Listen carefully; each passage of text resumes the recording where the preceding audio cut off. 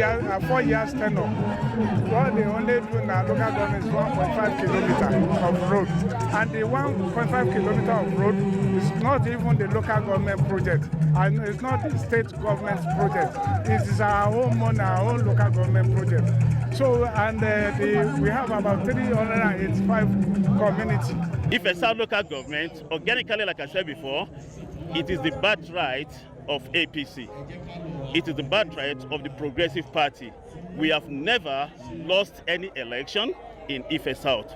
I've been involved in an electionary process in the last 40 years, and I've not seen any record where Ife South lost any single election. And sundry to be law-abiding, because as you can see today, we are having overwhelming support in our local government. So my advice for the youth is to be more law-abiding and committed to the cause of a progressive in the South local government, so that at the end of the poll, we come victorious, as we always did. We have it at the federal and the local level now.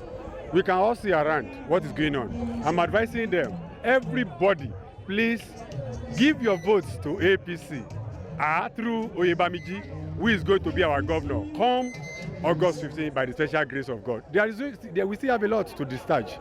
Please do it for us, and let's